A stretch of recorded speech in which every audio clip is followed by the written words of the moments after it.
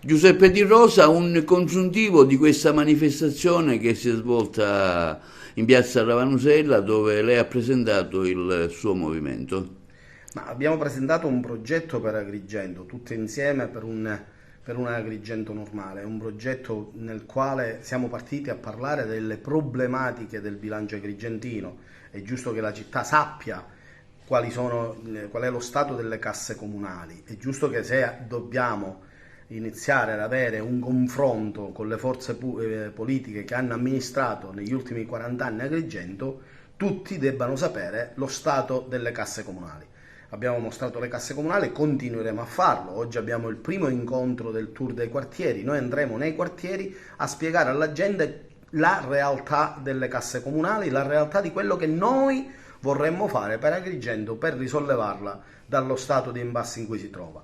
Una cosa è certa, continuando così Agrigento potrebbe chiudere i battenti, siamo già quasi al dissesto finanziario, non parte con Miccichè ma parte anche da molto più lontano.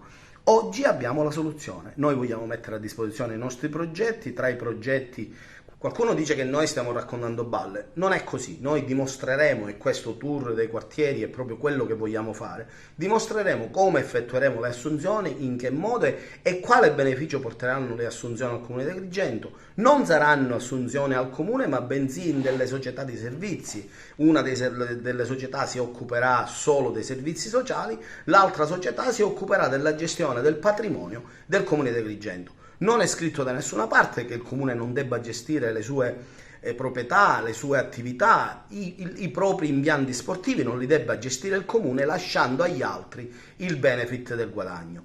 Non è scritto da nessuna parte che Agrigento non debba avere il comune manager, cioè il manager che si va a occupare della gestione del comune, che gestisce anche solo ed esclusivamente i parcheggi nella valle e le strisce blu e tutto quello che gira attorno al business della Valle dei Templi, deve tornare ad essere amministrato dal comune.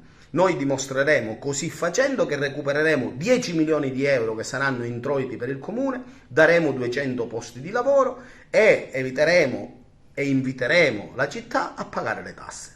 Meno tasse ma pagandole tutti. Oggi c'è un introito del 50% delle tasse comunali con il limite al massimo. Noi ridurremo di almeno il 15% le tasse, ma le dovremo pagarle tutte. Non c'è un 20% di gente che non può permetterselo, benissimo, ci sarà un benefit per tutti, ci sarà un bonus per quelli che hanno un ISEE diverso dagli altri e aiuteremo anche le famiglie.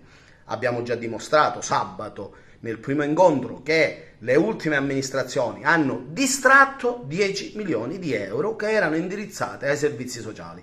Bene, dimostreremo che noi rimetteremo in carreggiata i servizi sociali, dimostreremo come gli altri hanno fatto il cattivo tempo, noi dimostreremo come faremo venire spuntare il sole ad Agrigento. Vogliamo solo riportare Agrigento alla normalità. Correggendo quello che abbiamo trovato nel bilancio, potremo produrre. Se non si produrrà questo, Agrigento non avrà futuro. Quindi diamo appuntamento oggi pomeriggio. Oggi pomeriggio in via Celsa a Fontanelle saremo lì, risponderemo alle domande della gente e mostreremo i nostri programmi. Naturalmente non tralasceremo di dire no al rigassificatore, no al metanodotto, diremo come la pensano i movimenti che stanno inglobandosi in un unico movimento. Abbiamo già specificato che non c'è assolutamente nessuna nostra candidatura a sindaco di Agrigento, ma siamo pronti ad avere il nostro candidato. Gli altri appuntamenti? Gli altri appuntamenti saremo giovedì a Monserrato e entro domani daremo il calendario delle prossime settimane.